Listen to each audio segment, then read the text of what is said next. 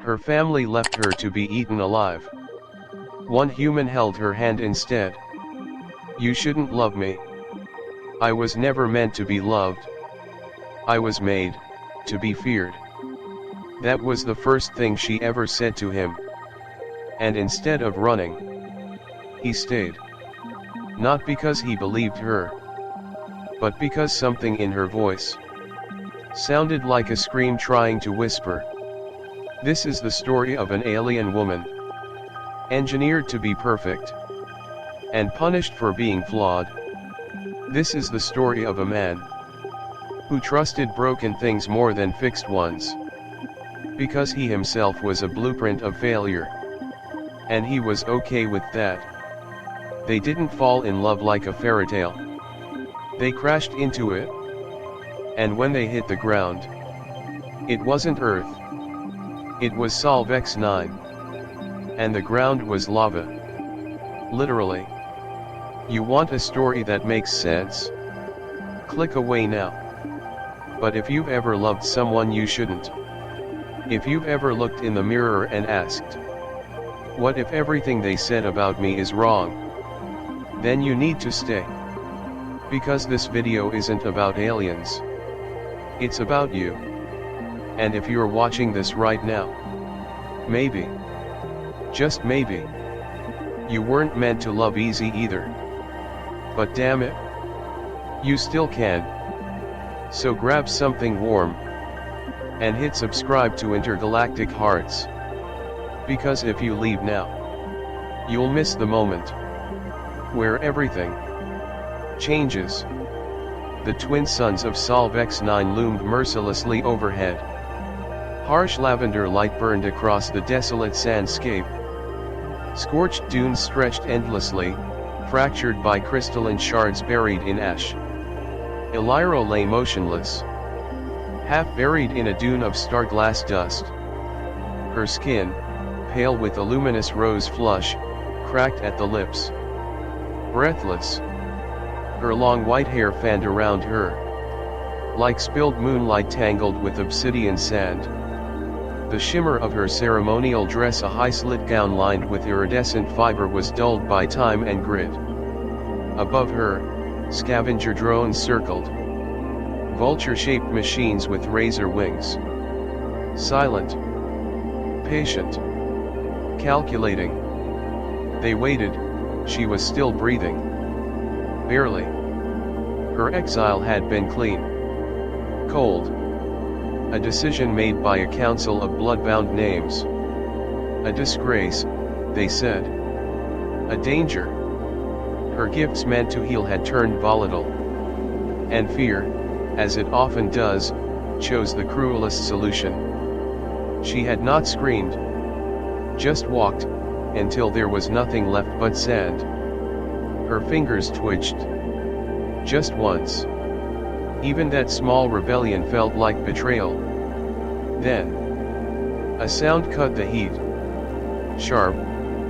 Unnatural. One of the drones exploded mid-air. Shrapnel rained like confetti. Illyro blinked. Not from fear, from disbelief. Footsteps crunched over scorched glass. A figure approached. Broad-shouldered. Wrapped in kinetic mesh armor, dyed by the sun. A rifle smoked lazily on his back. Kale. Human. He crouched beside her, eyes scanning with practiced care. "Stars, didn't expect company," he muttered. "Let alone someone dressed for a royal ball." She tried to sneer. It came out a wheeze. "Leave." He didn't. Instead, he unscrewed a flask and held it to her lips. She turned her face away. "You don't know what I am." Kale tilted his head. "Sure I do. You're alive. That's rare enough." Her pride ached. Her throat burned. But the water was cold. Real. It slid down like mercy. When she opened her eyes again, Kale was still there. Sitting beside her, elbow on his knee, watching the horizon like he had time to waste. "You saved me," she said. He shrugged. "Technically. Let's call it a team effort.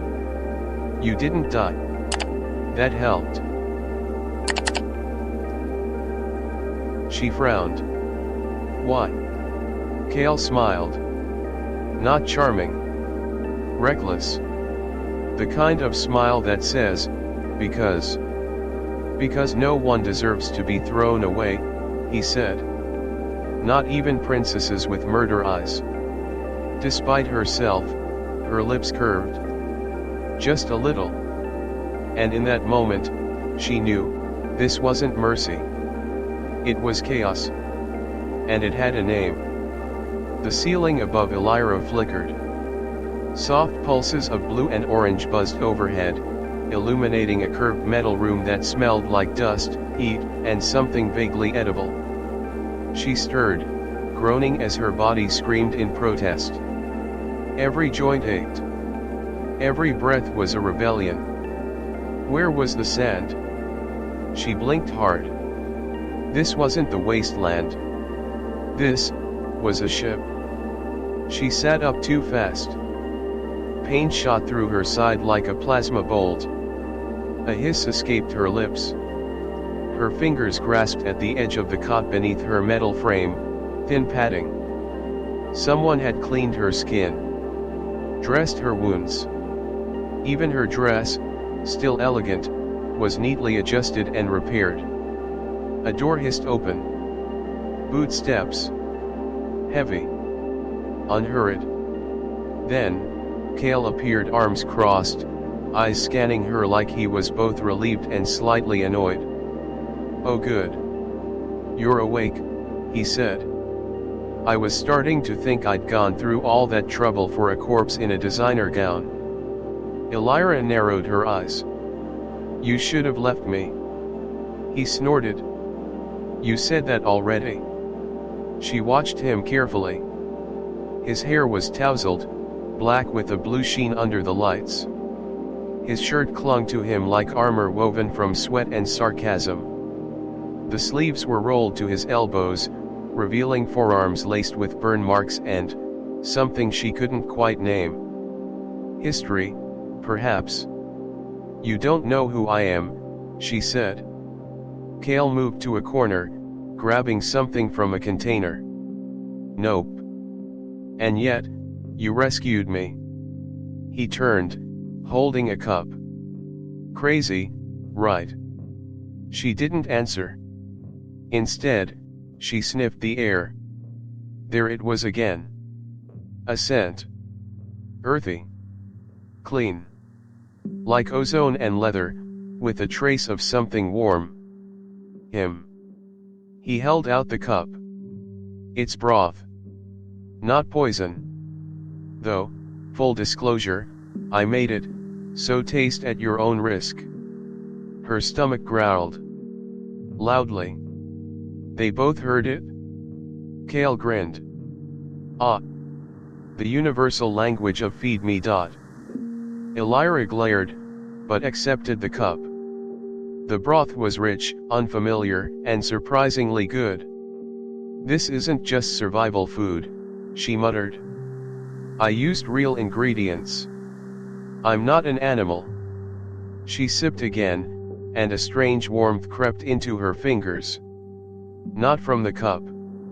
From the way he looked at her. Not like a creature to be judged. Not like a danger to be caged. But like a person. A woman. "You haven't asked where I'm from," she said. "Do I need to?" he replied, leaning back against the wall.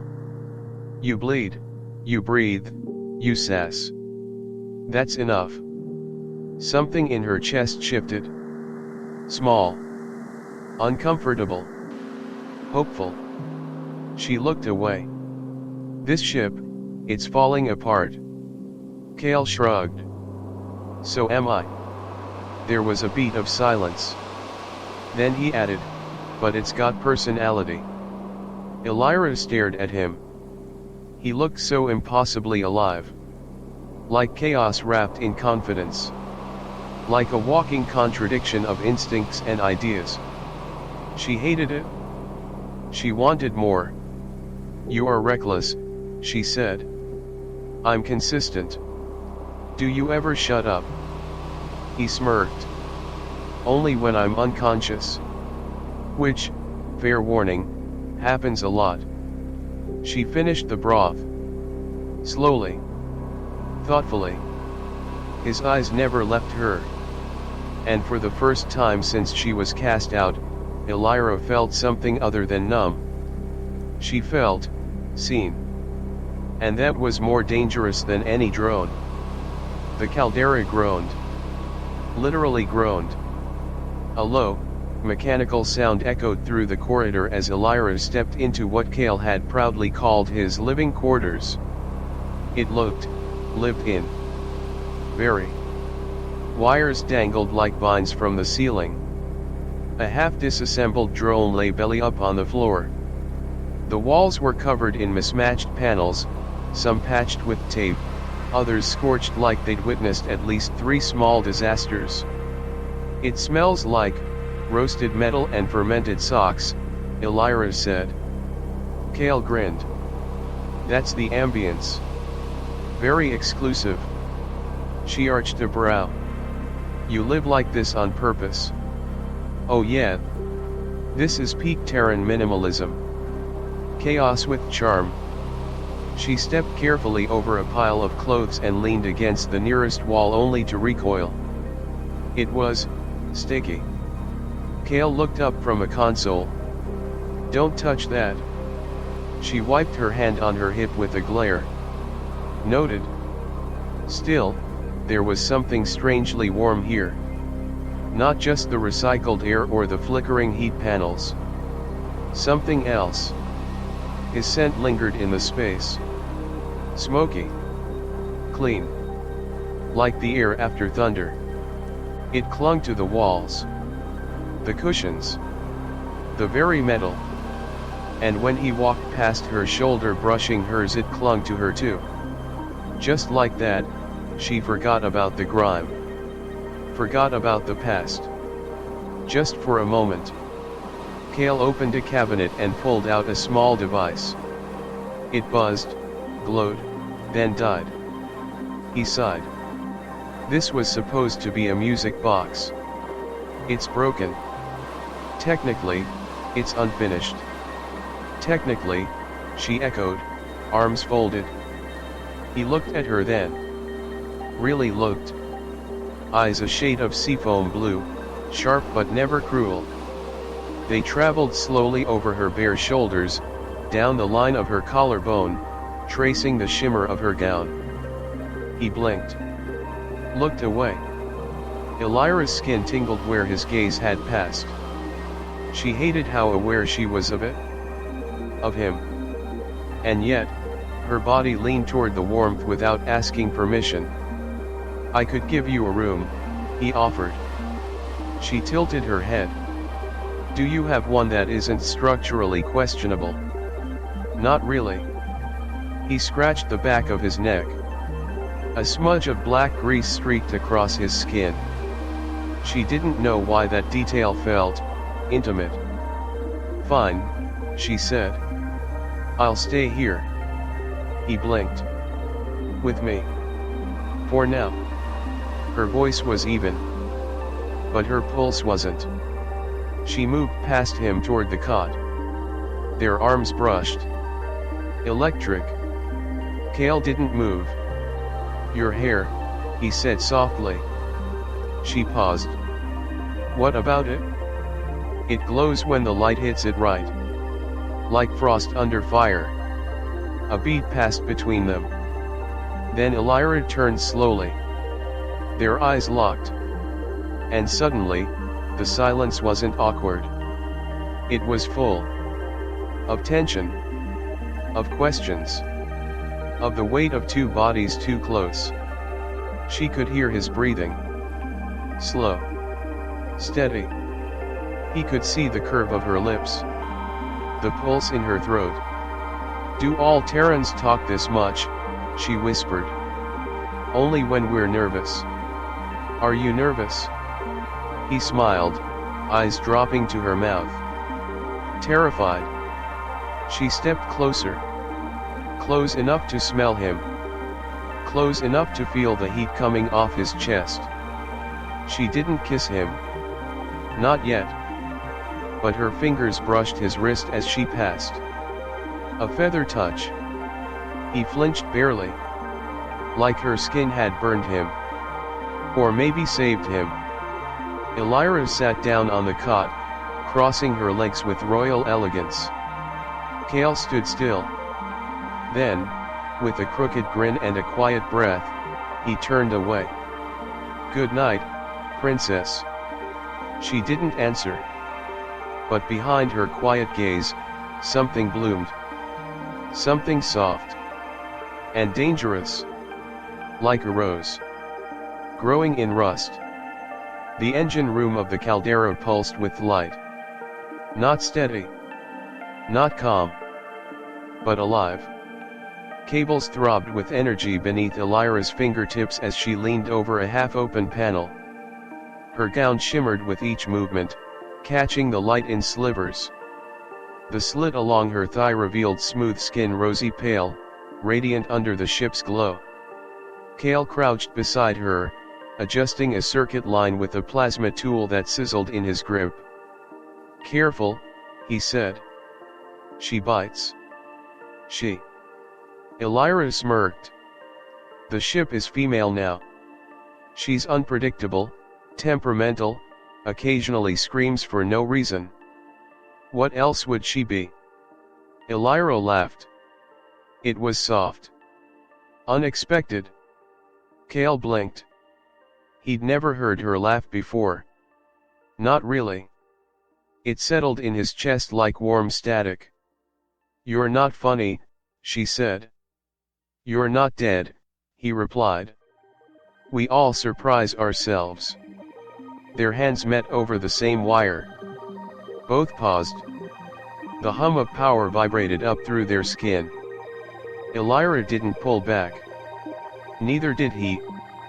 Her fingers were cool and impossibly smooth. His were rough, calloused, scarred from years of reckless engineering. The contrast was jarring. And intimate. She looked at him. He looked back. The silence deepened, not empty, but full of questions their mouths couldn't form yet. A soft sound broke the moment, a faint beep. MYRR, the ship's AI, chimed in from above. If you two are done generating tension, may I suggest fixing the stabilizer before we implode? Kale coughed. Elira smirked, eyes still locked on his. You heard the AI, she said. Less touching. More fixing. Kale turned quickly, muttering something about snarky software. But the heat lingered. Later, Elira stood in the small hygiene module. Steam coiled around her as she unfastened the clasps of her dress. The fabric slipped from her shoulders, pooling like liquid light at her feet. Her reflection stared back. Hair damp with sweat. Skin flushed. Something had changed. Not just in her body, but inside her. Kale saw her. Not as a weapon. Not as a mistake. But as a woman. And worse, she didn't hate it. She ran her fingers over her own wrist. The spot where they had touched. It still buzzed. When she stepped out, wrapped in a loose shift he'd given her soft fabric, too big, smelling faintly of him, Kale was waiting outside the door. He looked up. Froze. Is that my shirt? He asked. You gave it to me. Did I? She walked past him. Close enough for her hip to brush his side. He swallowed. Hard. You look different. You mean clean? I mean beautiful.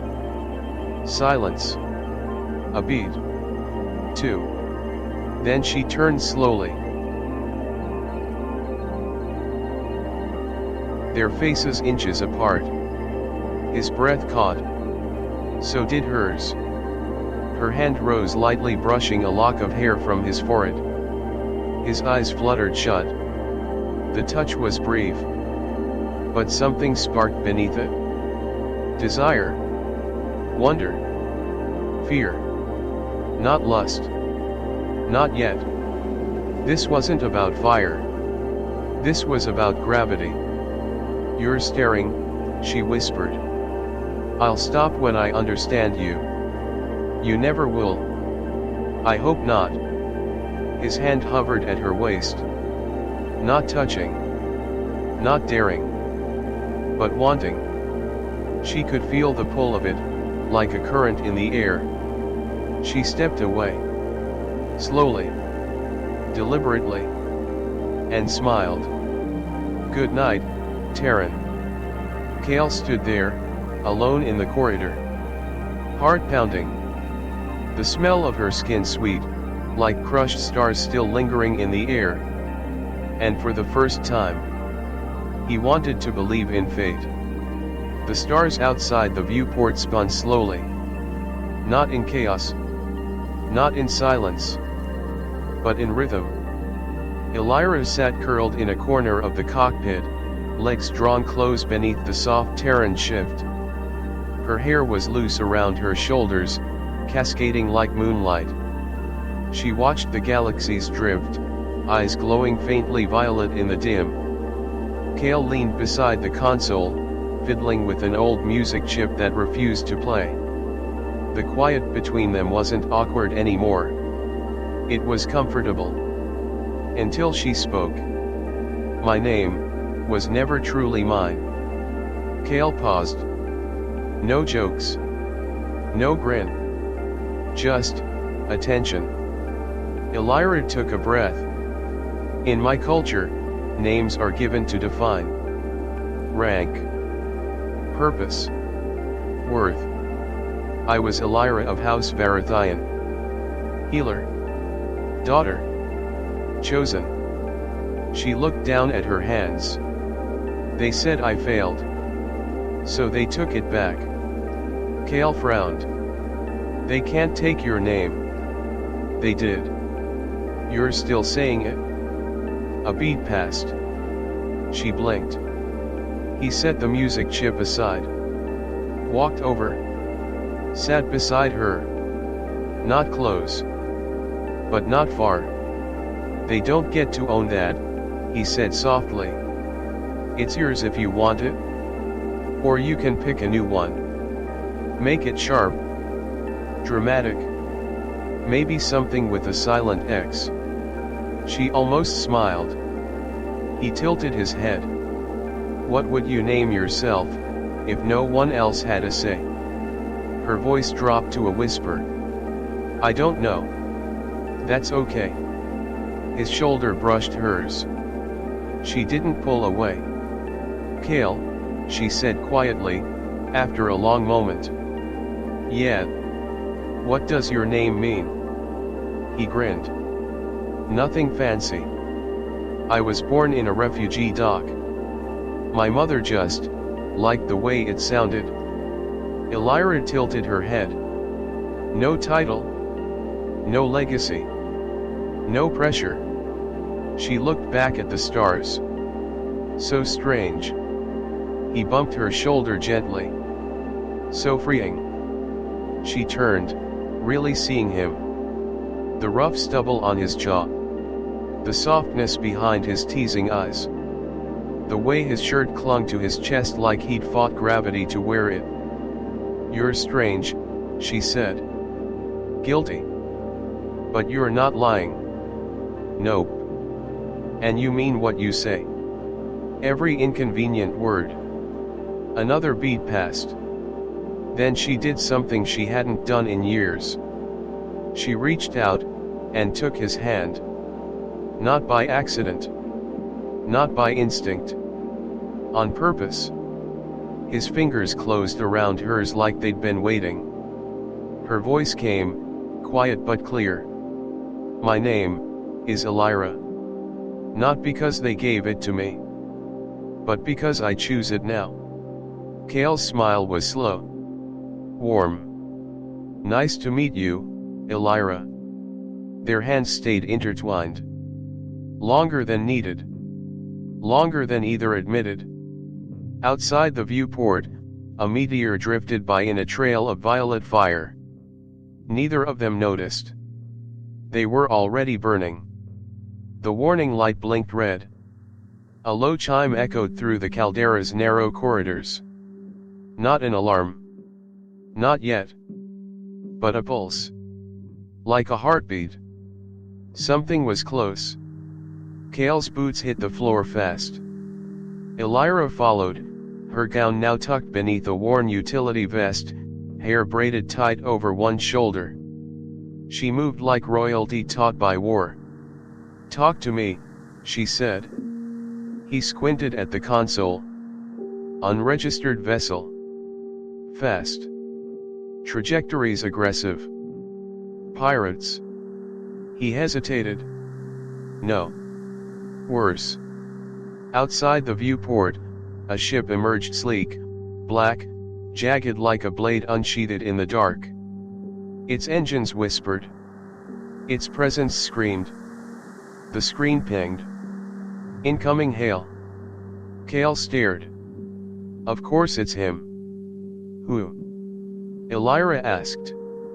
Kale's jaw tensed. Thorn. She blinked. You know him. He used to be my friend. Now he's the kind of guy who burns planets to prove a point. Before she could speak, the screen lit up. There he was. Tall. Cold. Half his face was scarred by cybernetic veins pulsing with dark light. His hair was silver now, cropped close, but his eyes locked onto Kale. Then onto her. Kale, Thorn said, voice smooth as oil. Still flying that rust coffin, I see. Kale crossed his arms. Still making dramatic entrances, I see. Some of us rise from ashes. Others just wallow in them. Thorn's gaze shifted again. And you must be Elira. She stiffened. How do you? I make it my business to know what's beautiful, and dangerous. Kale stepped in. Don't. I'm only admiring, Thorn purred. She's quite the artifact. Soft skin. Ancient blood. And a history, rewritten. Elira's hands curled into fists. Thorn leaned forward on screen. I came to collect what was abandoned. You're traveling with a living key, Kale. Did you know?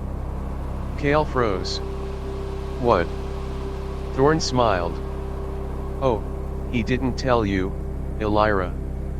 Of course not. He never does. But don't worry. I'll explain everything. After you surrender. The screen went black. A silence thicker than smoke settled.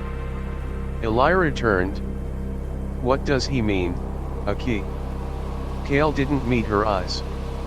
I don't know, he muttered. Not everything. Kale. His voice hardened. I swear, Elira, I didn't know you were useful. He flinched. I didn't say that. You didn't have to. She stepped back. The distance between them hurt more than she thought it would. He reached for her. She didn't move. I didn't save you because of any power, he said quietly. I saved you because you were dying. Because you mattered. Before I knew a damn thing. She searched his face. Found nothing but raw truth. But pain had already entered the room. Outside, Thorn's ship lingered. Watching. Waiting. Kale turned to the controls. I'll lose him. Elira didn't answer. She stared at her reflection in the glass. Was she still Elira? Or had she always been something else? Behind her, Kale cursed softly. The caldera rattled beneath their feet. And in the stars beyond, war stirred. The engine hum faded to a soft lull. Outside, the stars blinked without urgency. But inside the caldera, everything was taut. Quiet. Waiting. Elira sat in the med bay, staring at the glowing pulse in her palm. A scan projection hovered above her skin, symbols in ancient Caesare script. Shapes she didn't recognize. Or didn't want to. She was shaking. Not from fear. Not from weakness. From too many truths in too little time. The door hissed open. Kale stood there. Silent. No armor. No gear. Just a simple gray shirt and loose pants, sweat still damp at the collar. His hair was tousled. His expression, unreadable. She didn't look up. "I don't know what I am," she said. "I do," he replied. She flinched at his certainty. Kale stepped in. One step. Two. Then stopped. "You're Elira." Her eyes lifted. "You're not a weapon. Not a key. Not theirs. You're yours." She exhaled. Slow. Fragile. Then stood. They faced each other. No words. No masks. Only breath. "I'm angry," she said. "I know. I'm confused. So am I. I don't trust you. I don't blame you." He waited. Elira moved first. One step. Then another. Her fingers brushed his. Not asking. Not begging. Inviting. Kale's breath caught. He took her hand. They didn't kiss. Not yet. They just leaned. Their foreheads touched. Skin to skin. Warm. Trembling. His hand slid to her waist, tentative. Her hand to his chest, where his heart beat like a drum against her palm. They breathed. In sync. Deep. Unrushed. His thumb traced the side of her ribcage. Slowly. Her body arched into the touch, not in surrender, but in recognition. Like something remembered. Ancient. Electric. Her mouth brushed his jaw. A whisper. A question. He turned. Their lips met. Soft. Then firmer. Then, everything. He pulled her closer. Her arms wrapped around his neck. Their bodies met like puzzle pieces, imperfect, but perfect in motion. Breath to breath. Curve to curve. The space between them disappeared. His shirt slipped from his shoulders. Her shift peeled away like silk under starlight. No words. Only hands. Only heat. Their skin sang with memory they never shared but somehow knew. She gasped when his lips found the curve of her throat. He groaned when her fingers traced the scars along his spine. Not lust. Not urgency. This was communion. Connection. Her pulse synced with his. Her breath, with his. Their movements slow. Reverent. Like a ritual older than language. When they collapsed back onto the cot, tangled in sheets and each other's limbs, neither spoke. They didn't need to. Their bodies had already said it. "I see you. I choose you. I am yours." Kale's fingers traced circles against her hip. Elira, eyes half-lidded, rested her head against his chest. His heart beat beneath her. Strong. Steady. Real. I was never meant to be anyone's, she whispered. Kale kissed her forehead. Then let's be no one's, together. She smiled. And in the glow of flickering lights, in a room barely holding together, two souls once abandoned, once broken found home in each other. The caldera drifted through a quiet sector.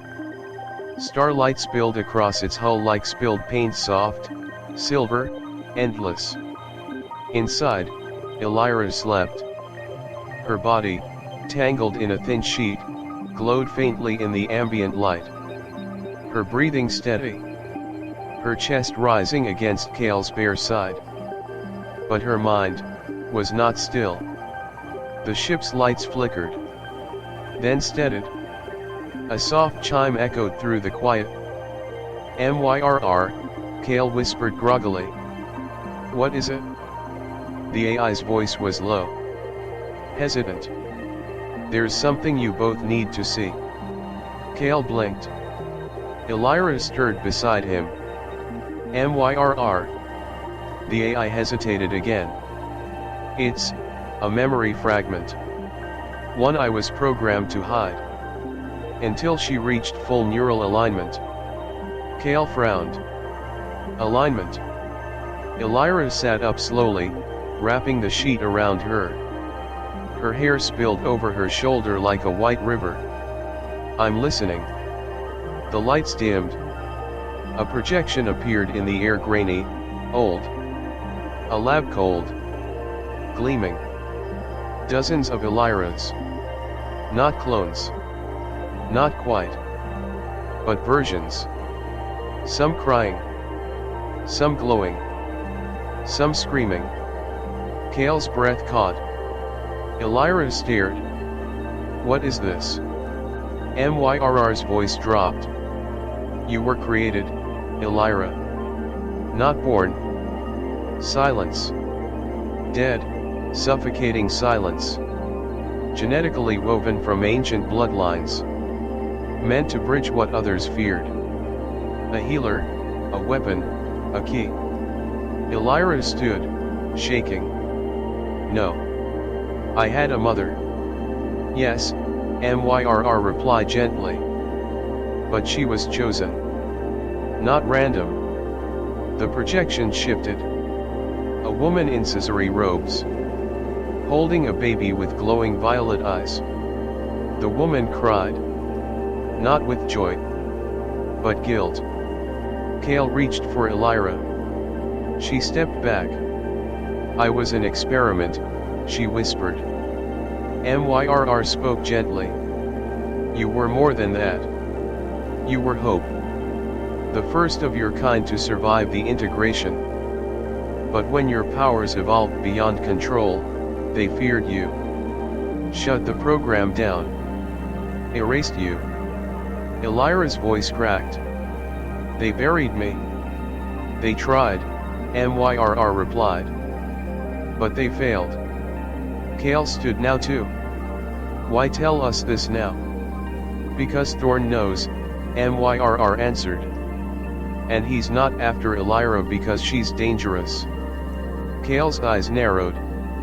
"He's after her because she's the key to something bigger." The AI's light pulsed. The vault. A scissory archive ship. Lost for centuries. Locked with a living code. Elira is that code. Elira turned away. Her hands shook. Kale walked to her. Hesitated. Then gently wrapped his arms around her from behind. She didn't resist. She trembled. His breath was warm against her shoulder. "You're not a mistake," he murmured. "You don't understand," she said. "I don't need to." She closed her eyes. And for the first time, didn't feel alone inside her own skin. The projection faded. But the truth remained. She wasn't just hunted. She was designed. And what came next, would decide whether she was defined by that. Or would redefine everything. The hollow sky wasn't truly hollow. It was a graveyard. An asteroid belt littered with shattered ships, fractured moons, and bones of wars long forgotten. Silence reigned here. Heavy. Watching. The caldera floated on the edge of the wreck field, engines cold, lights dimmed. Hidden. Inside, Kale paced. Thorn's ship is faster. Meaner. We can't fight him head on. Elira stood still, eyes on the star map. We don't need to, she said. Kale looked up. You have a plan. I have, intuition. He raised an eyebrow. She turned. Do you trust me?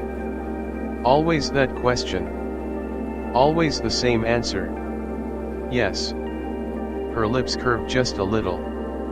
Myrr's voice chimed through. Incoming vessel. Thorn. Elira's eyes narrowed. Let him come. Moments later, the warship emerged, dark steel glinting against broken stars. It pulsed with menace. Then. A transmission. Come out, Elira, Thorn's voice echoed. No more games. Kale glanced at her. Elira didn't hesitate. She opened the channel. I'm here. Alone? Thorn asked. Yes. You lie beautifully. She smiled coldly. Better than you ever did. Silence. Then. Come to me, he said. And I won't destroy him. Elira's gaze flicked to Kale. Kale's jaw clenched. Don't. She didn't reply. She was already walking. Onto the small shuttle bay. Alone. Kale cursed. Elira, don't do this. She paused at the threshold. Then turned. I'm not doing it for him. She looked at him, really looked. For you. And then she was gone. Aboard Thorn's vessel, darkness pressed from all sides. Elira walked the corridor like she owned it. Eyes glowing. Back straight. He waited on the bridge. Smiling. You're still breathtaking, he murmured. And you're still pathetic, she replied. He laughed. You always had fire. I always had a soul.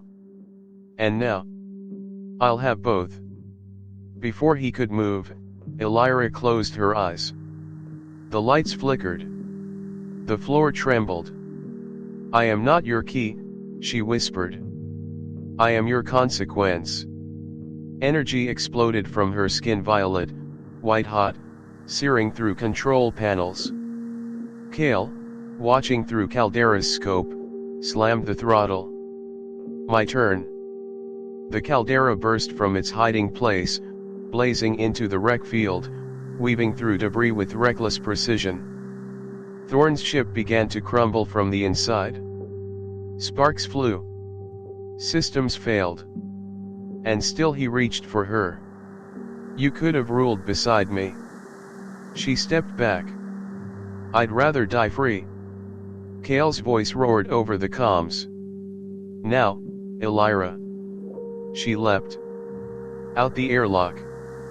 Into space. A breath. A heartbeat. And Kale caught her arms open, magnet boots locking her down as she crashed into him. They held each other in the silence of space. Then, Thorn's ship exploded. A flower of flame and metal, blooming across the sky. The hollow sky lit up. Silent no more. Later, back aboard, the two sat on the caldera floor. Bruised. Burned. Breathing. Elira touched Kale's hand. You risked everything. He smiled, bloody-lipped. Would have risked more. She leaned in. Idiot. You're idiot. And as the light of Thorn's demise faded behind them, their future finally began to flicker into something new. The stars outside were quiet. Not silent. Just listening. Elira stood in the cockpit, arms folded, staring at the infinite sea beyond. Her white hair hung loose, catching the ship's amber light like stardust in motion. She looked unburdened. Behind her, Kale slouched in the pilot seat, legs up, chewing on a protein stick like it was gourmet. "You realize," he said, mouth half full, "we technically just became fugitives in 4 systems." Elira didn't turn. "Technically." He pointed with the protein bar. "And our ship is being held together with hope, duct tape, and spite." She smirked. "So, same as always." "Exactly." A beat passed. Then she said it. "I'm staying." Kale sat up straighter. "Yeah." She turned to him. Slowly. Confidently. "I don't want to run from who I am anymore. I want to choose. Every step. Every breath. And I choose this." Kale grinned. "Us." She walked to him. "Me. Then, maybe you." "Ouch." She kissed his cheek. "You'll live." He looked up at her. "You know, the ship still technically needs a co-captain. I am not touching that greasy console. You already did last week. That was life or death.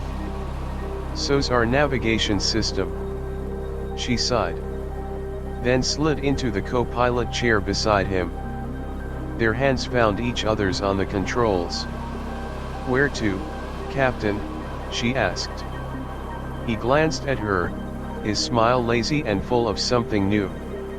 "Anywhere." "Specific?" "Anywhere we're not supposed to be." "That's everywhere." "Exactly." MYRR buzzed in, voice sleepy. "If you two are done flirting, the engine's core is overheating." Again. Elira chuckled. "Maybe we should fix that."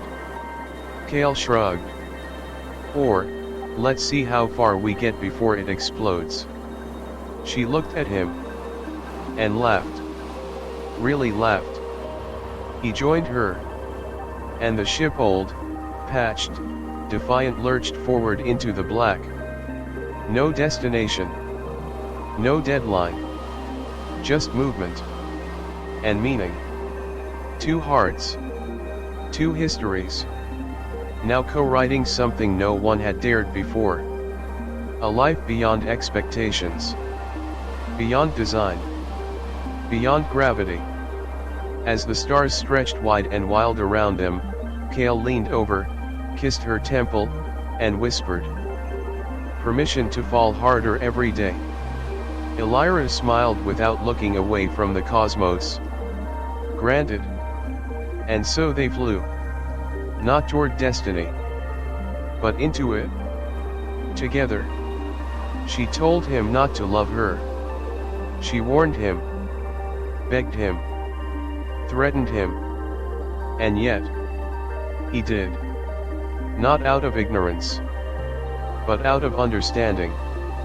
Because he had looked at every shattered piece of her, and saw something worth bleeding for. But this wasn't a fairy tale. There was no kiss that fixed everything. No happy ending with fireworks. There were arguments. There were moments of silence that lasted too long. There were decisions, terrible, beautiful, terrifying decisions, that neither of them could take back. But in all that, there was love. Real. Ugly. Unbreakable. Not because it was destined, but because it was chosen. So the next time someone tells you, "You shouldn't love me," don't ask why. Ask what they've survived to believe that. Because maybe what they need isn't your pity. Maybe it's your rebellion. Just like he gave hers. And if you're still watching, then maybe you're part of the story, too. So don't just scroll away. Drop a comment. Tell us what you believe about love. And if this touched something inside you, hit subscribe to Intergalactic Hearts. Be one of the first 1,000 souls to help us prove that love isn't logical. It's not perfect. It's not always human. But it's always worth it.